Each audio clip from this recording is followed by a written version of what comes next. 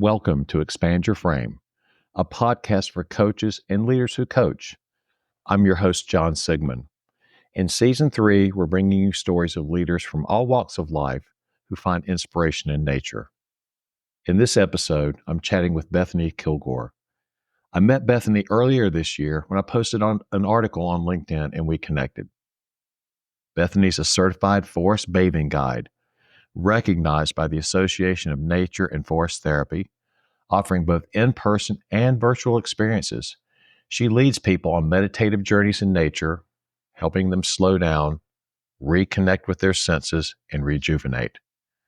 Bethany incorporates unique approaches, including forest bathing on stand-up paddle boards and solar-powered photography sessions. She personally finds deep peace in nature, having hiked in 7 national parks and at Machu Picchu, and aims to expand forest bathing into wellness centers nationwide. I'm thrilled to chat with Bethany. Please help her feel welcome. Bethany, thank you for joining us today. Thank you for having me. Really appreciate you being here. So we'd like to start each episode with just a brief reflection. And for this season, we are focused on the season of the year. And I'd like to begin, if that's okay with you. Please, yeah. Yeah. So I'm in the Finger Lakes region of New York, as you know, and we are really entering into autumn in a big way. So we always have this pretty significant transition from one season to another, and I often think about it as a little bit of a battle Yeah. between kind of summer and autumn. So a couple of weeks ago, we had these just absolutely gorgeous maples, oaks, just breathtaking. And a couple of nights ago, we had this big cold front come in, and all of the wind came through. And I went outside the next morning, and all the trees were bare. And Oh, part of that me was happens. part of me was a little sad about that, but part of me just sort of recognizes that that's the natural rhythm of life. I just wasn't prepared for the suddenness of it. Mhm. I think this year. Yeah, I understand that, and, living up there once before, I remember those days as well. You try to wanna cherish those as much as possible. Absolutely. Well, and I know that you are in Texas, so how are things with the seasons there this time of year? It's still an extended summer. Mhm. It's very much gonna be around 90s today. So, I'm seeing bits and pieces of it, just in terms of some of the fall happening here with the leaves changing. It's getting a little cooler, but, like, this morning I went for a walk and it was in the 60s and still t-shirt and shorts weather, so I'm ready to bring it on. Fall is actually my favorite season of all, so this is for me, not happy to have such a long summer season. I'm ready for that sudden shift, and I think, when I was looking at the forecast, because 'cause I'm always looking ahead to see when this change might happen, it looks like it might be happening next week when we might get some rain, much needed rain, as well as some cooler temperatures, lower than 60 degrees in the morning. Nice. What is it about the autumn time of year that inspires you? What do you like about it the most? For me, I love the colors. I Mhm. love the artistry of it. I think I really tap into that. I'm not someone who I would call a creative person, so I wouldn't say that I'm one that could, like, draw or paint really well. I like to try. I like to try and do all of the things. But I love watching how nature just evolves and shows us the vividness and the colorful nature around, and as well, just like the changing of the seasons, I think as well, I think is something that I look at. It's a time for reflection for me. It's coming at the end of the year.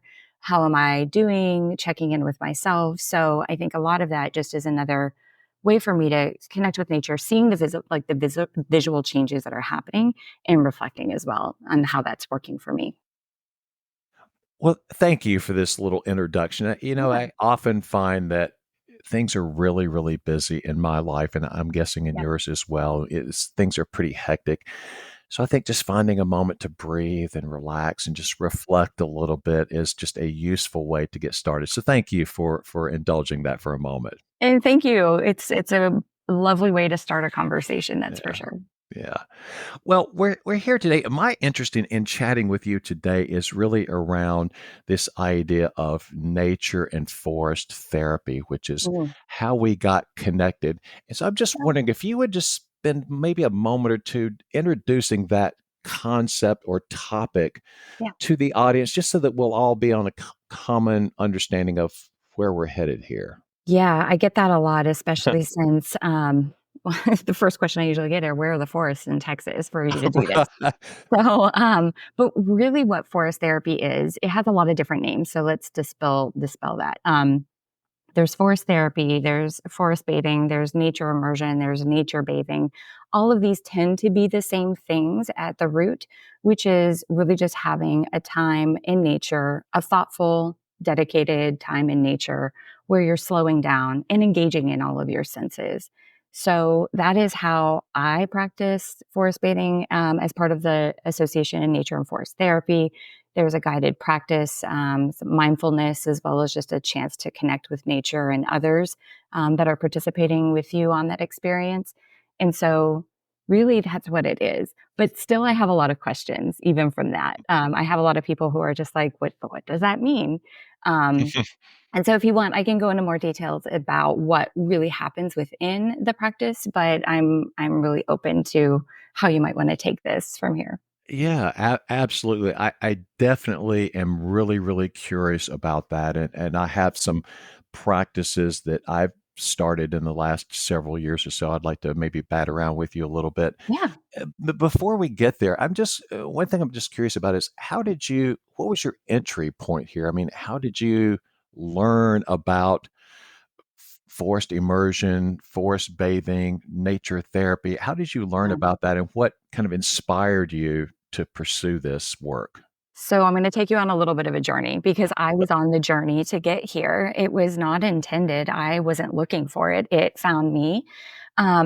So taking a step back, my life, and I'm 48. So my life up until 4 years ago had been go go go, Hmm. striving, doing, being, achieving and setting really high expectations for myself at work.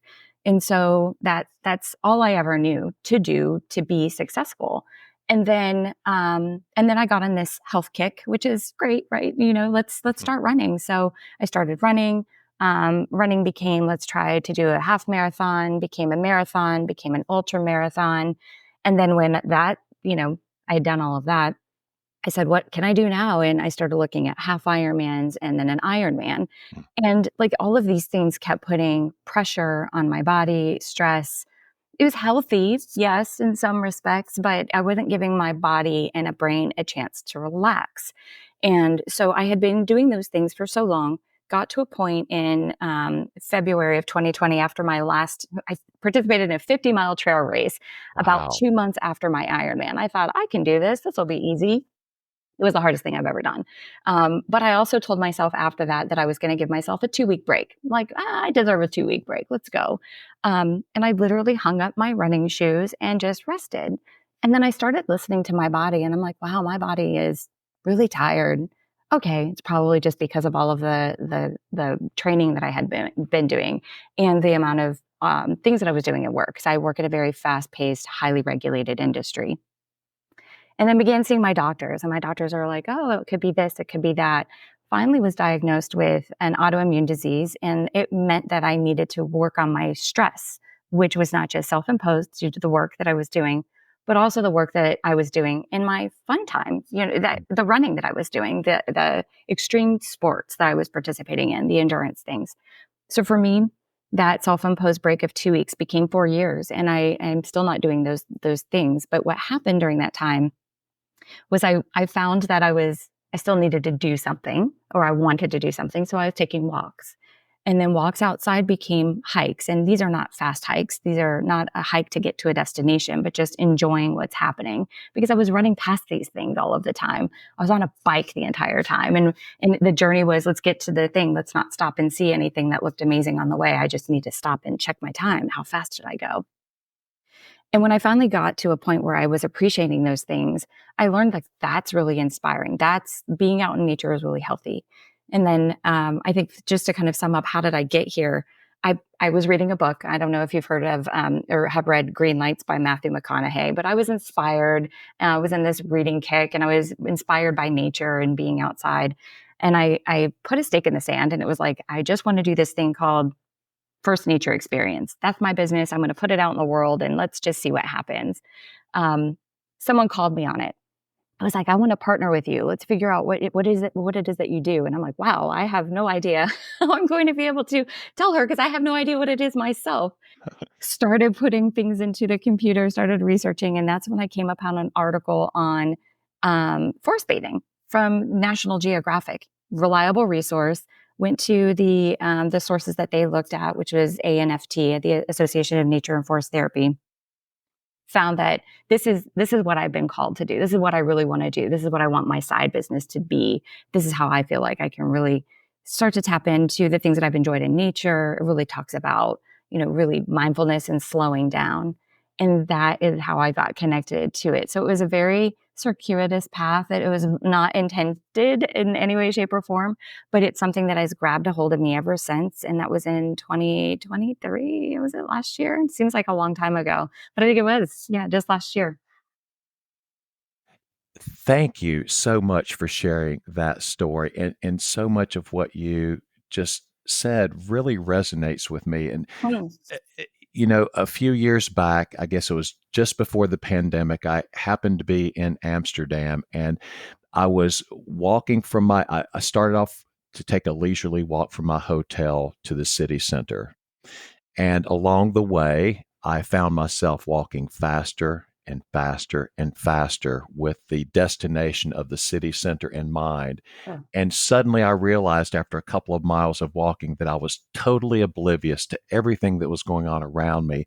And here I was trying to enjoy myself, but all I had in mind was that finite point at the end of my destination. And I was totally ignoring everything around me. So when you were talking about your athletic adventures and sort of Mhm. zooming past things, that really struck a note with me. Yeah, I think it's hard when you're driven towards a goal. And I think as leaders in business, as leaders in whatever we're trying to do, it's hard to stop and slow down because I think that that might signal failure, but it doesn't. There's so much that you can see by just being and having that full bodied, embodied experience wherever you are and just paying attention to what's around you. And so that's what I've been trying to really tap into, Yeah. especially with this practice. And I think sharing that with others, that it's okay to slow down. It's okay. You can certainly get to where you need to go to, but enjoy that journey because you're going to find things along the way that you may not have otherwise noticed. Indeed.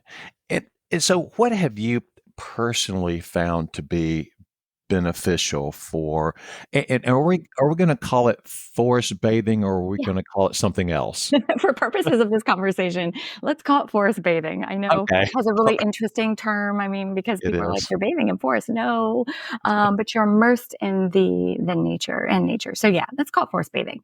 Okay, awesome. So, when you think about forest bathing, what have been some of the benefits for you personally? Ooh, so many.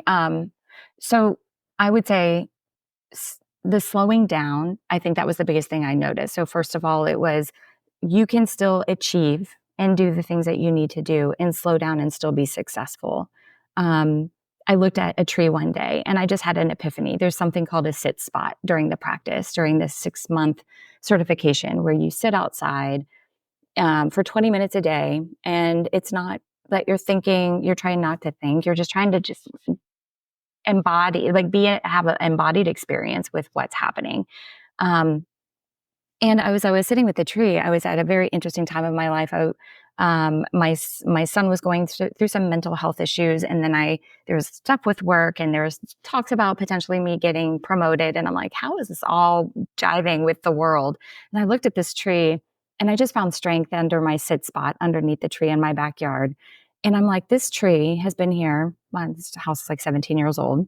Mm, Tree has been here. It's been in one space, in one spot, and it's still growing.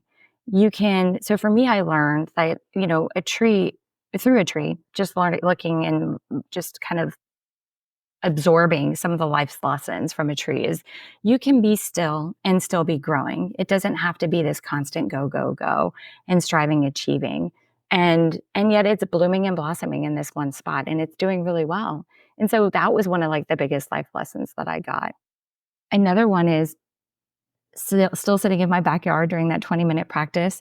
I was just amazed by how many small things I never noticed before. Like there's little small snails, there's little bees that were like hanging out on blades of grass that were just chilling. And I'm like, what are you doing? Why are you here? I've seen frogs in my backyard. I've started to notice the even like the habits of the animals and how alive it is. And just, I was dismissing that. And I think that is not something to be dismissed because there's a natural connection to the ways that are happening, the things that are happening all around you. And so I think it's remembering for me from nature that it's not just me as a person living in this world. It's me connecting with other people and then nature as well, because there's so many life lessons and so many things to be able to learn from one another. There's this connectedness that we learn within the practice. Um, it's like relational forest therapy. What we're doing is we're learning from the forest, but the forest is also, or the natural environment that you're in is also learning and absorbing from you too. If you think about it, it's like tending to a garden. If you don't tend to that every day, it's not going to thrive as well. So there's this natural benefit that comes from this reciprocal nature that we have, just being in nature. So I've learned a lot. Those are, I would think, my top two that I will share for now, so as not to go on further. But there's lots of many things that you can get, and through this practice, you will learn as well through a variety of different people that you engage with. Not only the facilitators that are doing this practice, but also others that are joining you on this journey for that dedicated forest bathing event. I really, really appreciate that sentiment, and I guess what I can really relate to there is that sense of connectedness, Mhm. and I often feel like, particularly in our world today, I think there's so many people who feel disconnected Oh yeah. from each other and from the world that we live in. And so, what a profound way to think about how to reignite that sense of, we are all connected and we're connected to each Mhm. other and the world that we live in. So, thank you for that. Yeah, that our impact is not just within, it's, with others and the environment too. So that's what I'm learning through this practice too. Exactly. I'm wondering if we could just talk about some practicalities here for just a Yeah. minute, because when we've been talking about the benefits, and so if someone wanted to today take advantage of this experience, what would be a couple of steps they could take that would be relatively simple and may provide some benefit for them? Yeah, I always tell people the low threat kind of like barrier to entry for people who want to do this and not take on a full 2 hour or 3 hour experience is just easily going outside, undistracted. Take your phone, put it on mute, leave it indoors, whatever it is. Try to really go outside undistracted. Spend at least 15 or 20 minutes a day doing that. For me, this practice was part of doing that, as part of the certification program, just to have that sit spot. And again, it could be under a tree or it could just be anywhere outside that is comfortable to somebody. And that 15 to 20 minutes, I will tell you, the first time you do it, the second time you do it, maybe third or fourth, that 15 minutes seems to go on forever. But I've gotten to the point now where I set my timer because I do have to start my day at some point, and I look down, I'm like, "Oh my gosh, that went by so quickly, and I wish I had more time." And that's okay. You can go out multiple times. So I try to tell people at least spend 15 to 20 minutes outside undistracted. It doesn't have to be first thing in the morning. Maybe anytime during the day. My husband's a night owl, so sometimes I don't get to get up early enough in the morning, and for me, I'm doing it later at night, or as the sun is setting, for example. Sometimes I get up really early in the morning now because it's still dark, and I see the stars, and I'm like, "Well, that's still beautiful, and Mm. that's still my time outside." So low barrier to entry, 15 to 20 minutes. I also tell people if they want, they could participate in grounding.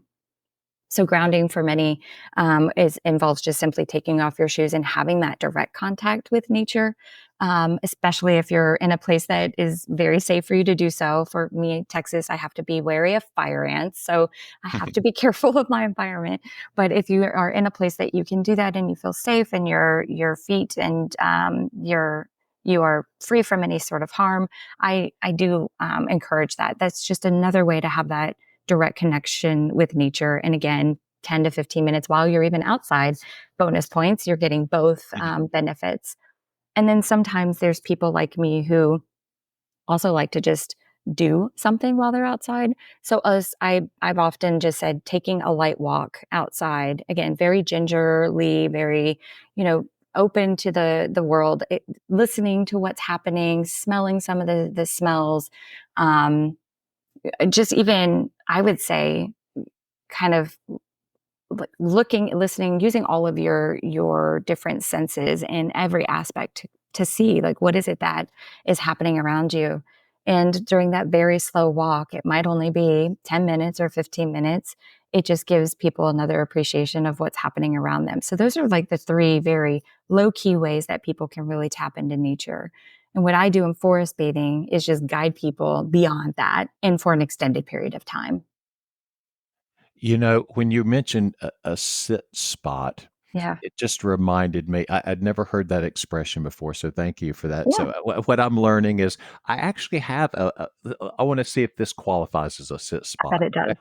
I I have we have a stump, Okay. that is on our property, and it was, formerly the home of this magnificent ash tree. Oh god. And I was, very sad when it went away and disappeared and got infected.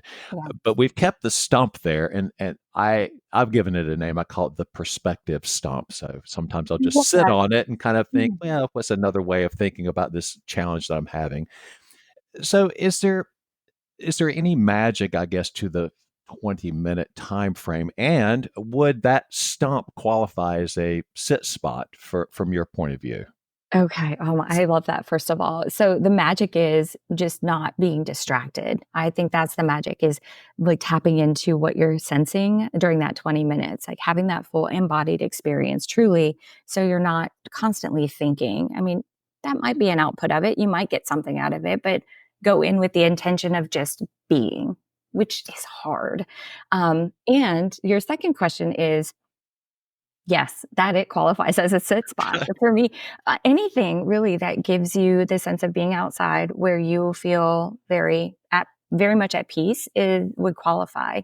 I when you mentioned your stump, I was like, oh, it's the giving tree. You know, it's giving Mm. you an opportunity to connect with it in a different way. And I love that book, The Giving Tree. I mean, my children are much older now, but it's very interesting to be able to like still reflect on that. And actually read that book to my tree one day during my sit spot time because I was like, I just felt called to kind of say, you're sharing with me some of your things. I want to be able to share with you a beautiful story of this relationship that I feel like we have. How lovely. And I'm reminded, just a little bit of a personal note, Mhm. my grandparents who have long since, passed away, and they gave me a real sense of nature and the natural world, and were just they loved gardening and Mhm. camping and hiking, and one of and I'm not a big poetry fan, but some poems do inspire me quite a bit. But so one of the first poems my grandmother made me memorize was Trees by Joyce Kilmer. So it's just interesting Oh, that you're mentioning we're talking about trees right now. yeah. I'm writing this down. I'm like, "Oh, I need to go look at this." That's really impactful. I think there's little things I think that we learn by growing up.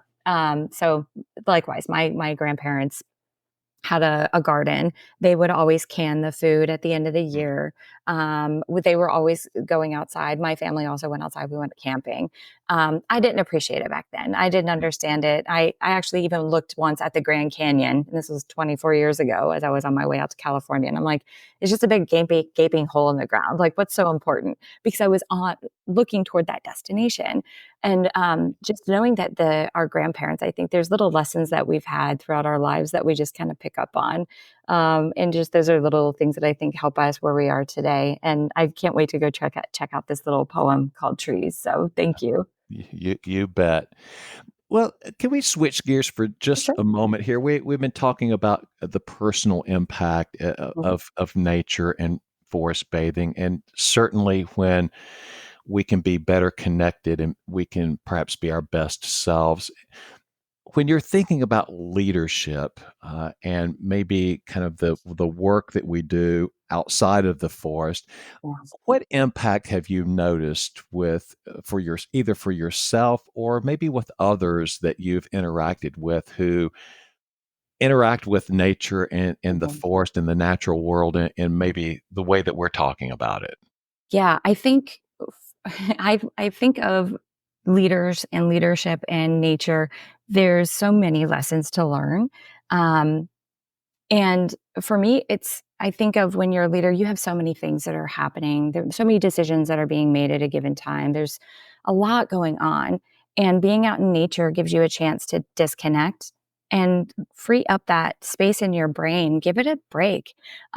Your body is using a lot of energy, your brain takes up a lot of that energy. And being out in nature is a way to really, it is a natural stress reliever. It definitely helps the, parasympathetic nervous system to really help to put your body in check.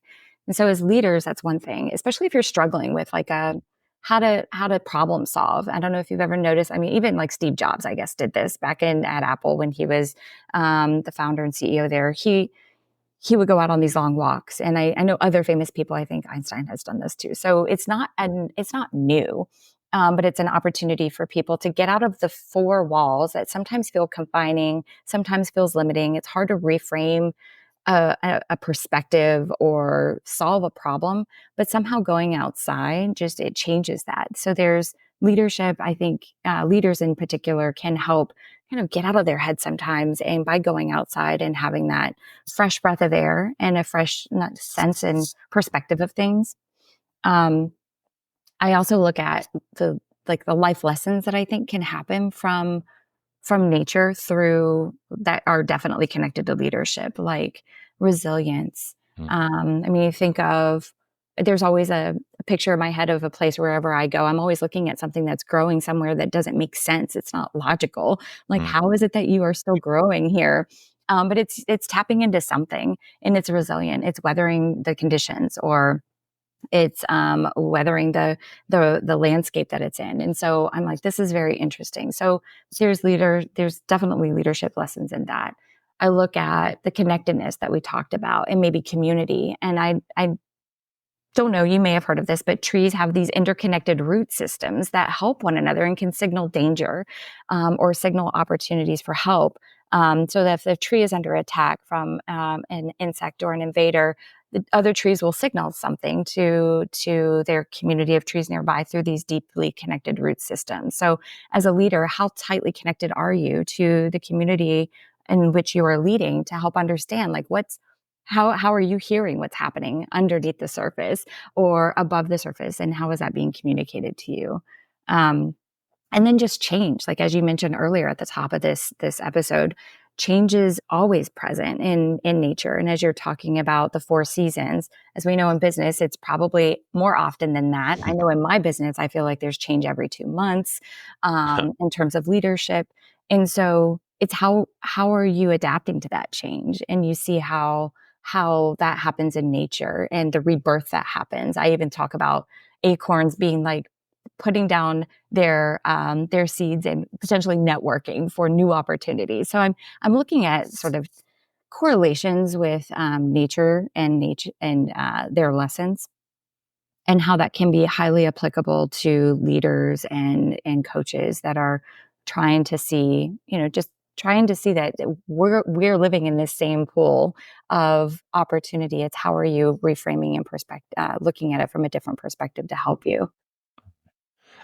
I really love that. I mean, I think what you're sharing here is that the way that I think about it is there's this infinite source of inspiration Mhm. just all around us all the time. And, I often, when I chat with my clients and colleagues, I often will ask, where do you get your best ideas? Ah, And, no one ever tells me sitting right here in front of this camera.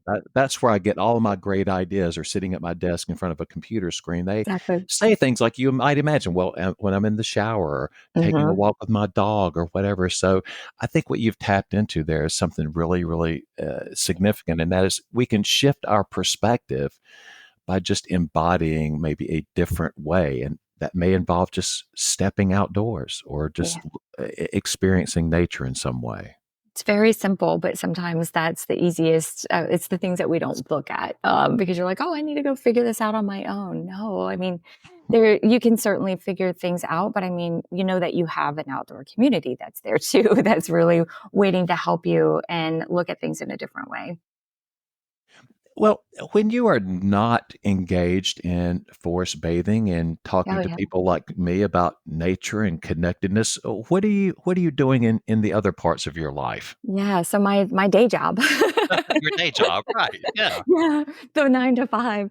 Yeah, currently I am a UX or design researcher, which that also has another explanation to it, but I work for a large bank within the US, and so, again, highly regulated environment, very fast-paced. It's a bank that touts itself more as a tech company than a bank, and it operates like that. So there's a lot coming at me in my day to day with the work and the demands and the things that we have on the horizon for the company's objectives. So that's a really fun thing to navigate on my day to day. And Mm. so I know because the amount of pressure and the bar of talent and the need to show how you're doing and how that is comparing to your peers, that bar continues to raise, that talent bar continues to raise. And so as a way to really de-stress, this thing called forest bathing really helps me keep that in check on a day-to-day basis. But I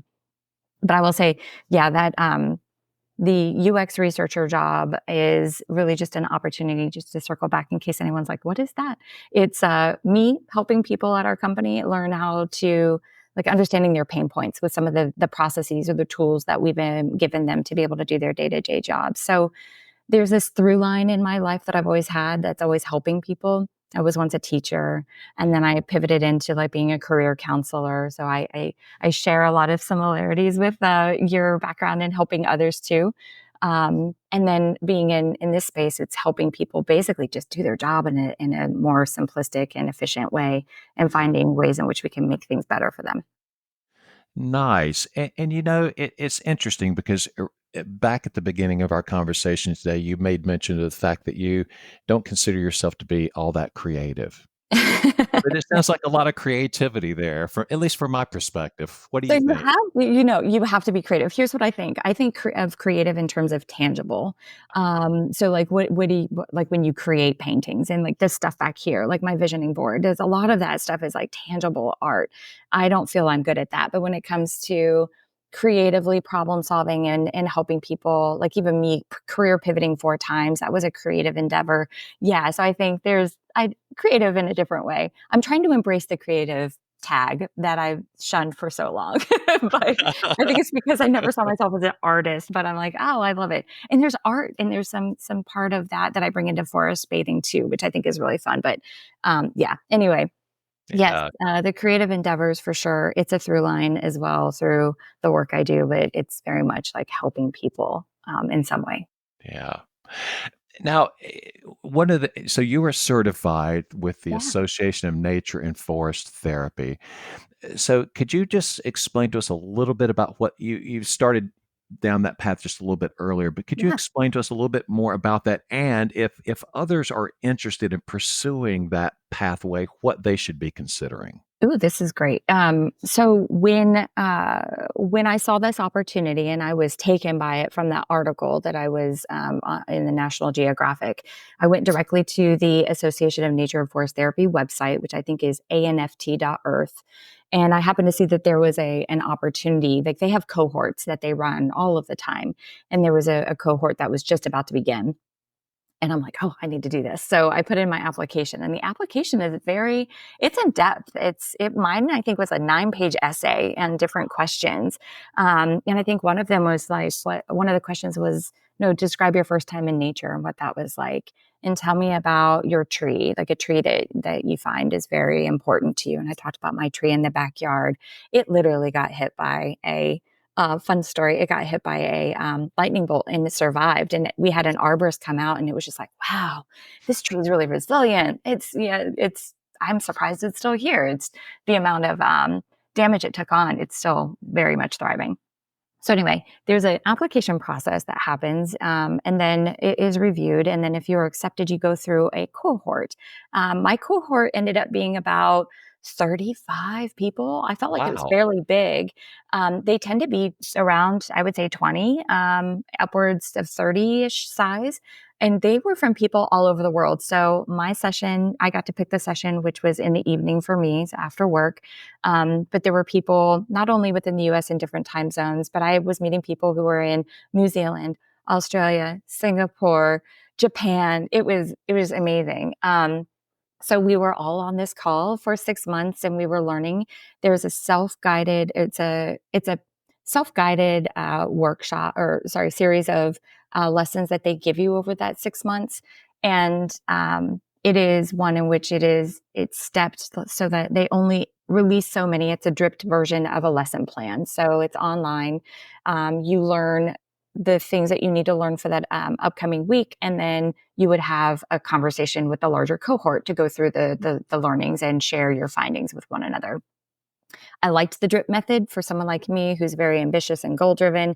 At the time, I was like, "Oh, let me learn all the things at once, and then I will be done." But no, they lock it so that you can only do so much at a time, and it helps you really stay present in what you're really focusing on at that given time. Um, so after you go through that series of 6 months of work, your own learning, doing, submitting homework assignments, and sharing with your community of peers on that weekly basis, you have opportunities to now guide in nature. So they give you, it's sort of like a student teaching experience. You go out 3 times in nature and you try to guide based on some of the things that you've learned. And then they give you feedback. The cohort gives you feedback. So it's a really well intentioned and structured program. Someone who used to be a teacher, I was very much appreciative of how they really structured it in a way, even though we're coming from different places, literally, how they were really able to bring us together as a community. And then after the 6 month program, you have a provisional certificate. The provisional certificate is only good for so long because I think it's like 2 years that they want you to try to get in and finally complete the certification process through a 4-day immersion. So the thing is, prior to COVID, they used to have these workshops more in person. It used to be more in depth, but this process now is more virtual and it's more flexible for many people. So this 4-day immersion really is the capstone for this process. You get to choose it wherever you want it to be. I elected to go to Costa Rica because why not? Be in the middle of the jungle and enjoy this amazing experience with some others that chose that same location too. And then you're certified. Um, so it was for me just, I think I went from May of 2023 until January of this year. Mine, I wanted to get done. Of course, I'm goal driven, but I also knew that from a time perspective, the other immersion programs didn't work for me. So I chose the January timeframe and have been guiding ever since. So if people are really interested in this process and this doing this for themselves, they can sign up through anft.earth.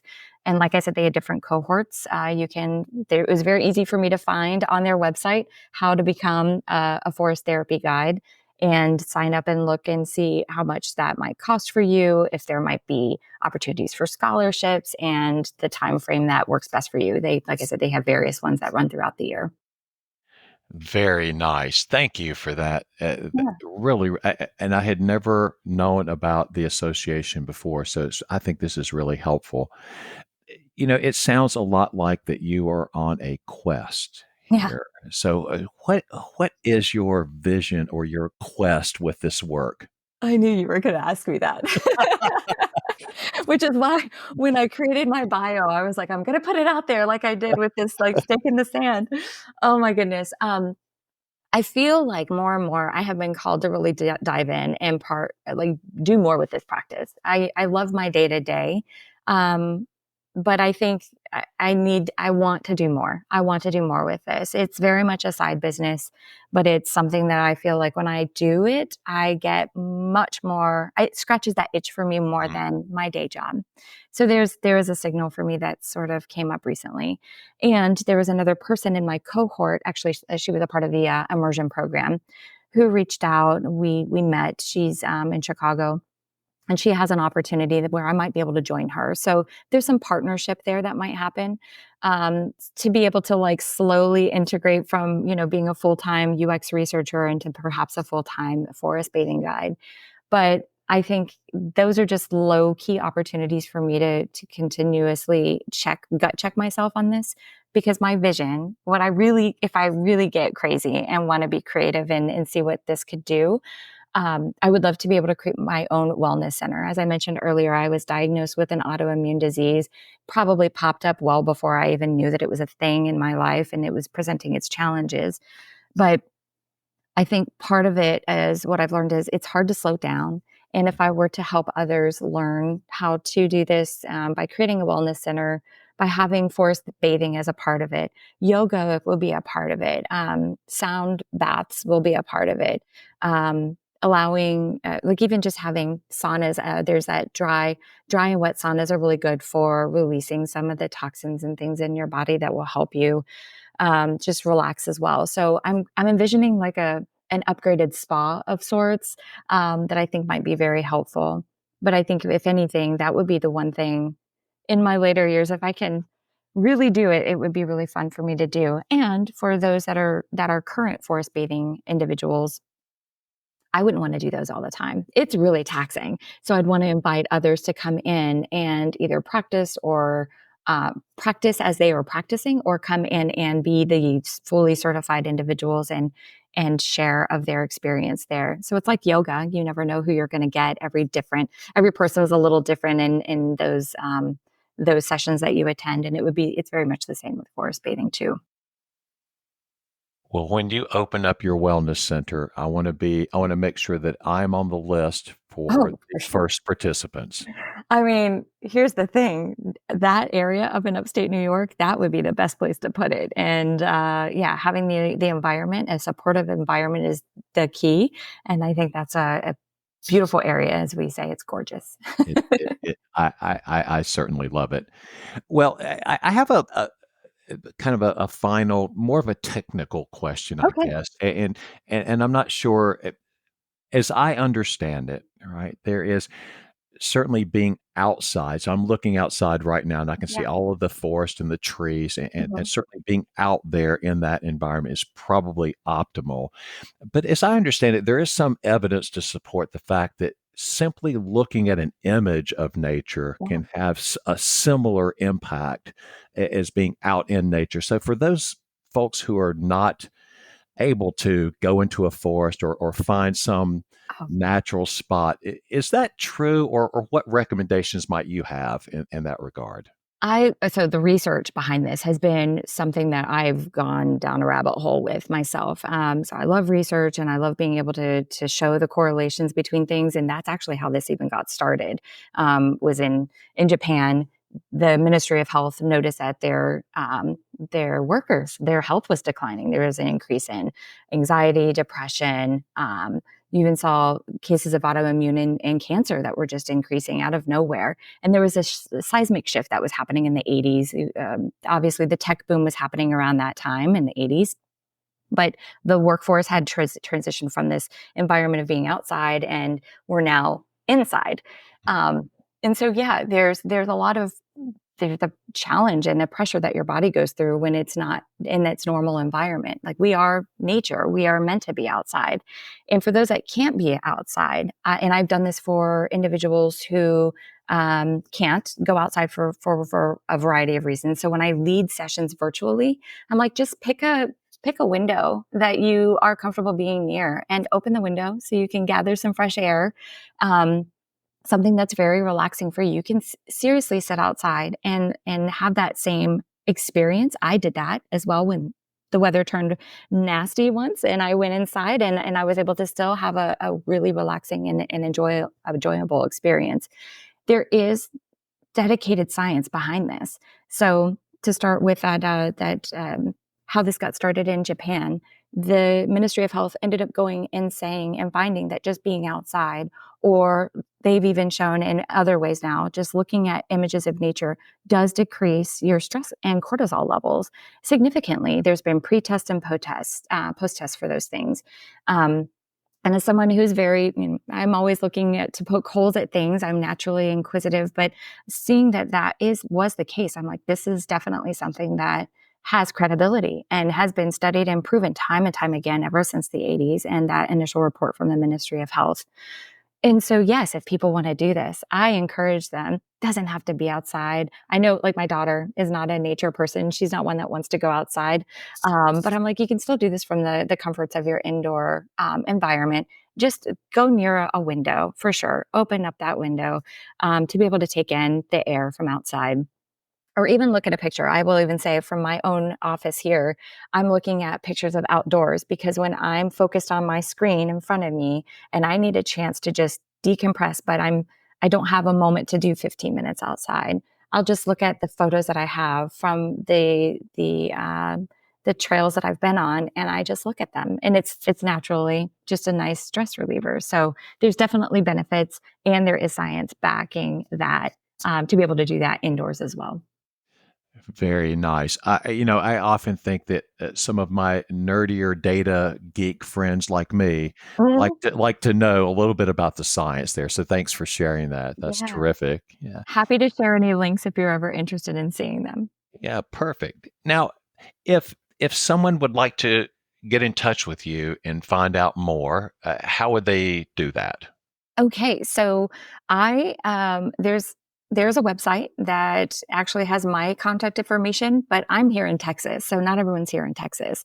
And even though I offer virtual sessions, it's not always going to ladder up to someone's timeline. So I like to always pay it forward and share that there's a website that is available to all of those different forest bathing guides. So if you go to, I'll give people two options. So one, if they want to go to forestbathingfinder.com, it was actually created by a forest bathing guide's daughter, I believe, to be able to help us as we're sharing our business and our practice. So you can look up the specific town or the city that you're in and find a forest bathing guide that's near you. If people want to work with me, I welcome that as well. I know that I'm in Texas, so that might be limiting for some individuals. But again, I also have virtual sessions too. And they can find me online through Forest Bathing Finder and look up my name, Bethany Kilgore, or you can go through Instagram or Facebook. I'm also on LinkedIn through my company called First Nature Experience. Right. Well, thank you so much for that, Bethany. And we'll make sure that we put all of that information in the show notes so the audience has easy access to all of that. Easy enough. Thank you for that. You bet. Well, this feels like a pretty good place for us to wrap up this episode. What do you think? Oh, it sounds good to me. I feel like I've given you more than enough information and probably a lot more extra. So I'm more than happy to wrap up at this time too. What? Well, thank you for that. And would you be willing at a future date to come back and chat a little bit about some of your hiking adventures? Because I'm really Oh yeah. curious about certainly your adventures to Machu Picchu, but some of the how this connects to some of the hiking you've done in some of our national parks. Yes, definitely. I would love to do that. That's definitely near and dear to my heart. So thank you for asking. Perfect. Well, thank you for joining us today. Thank you, John. I appreciate it.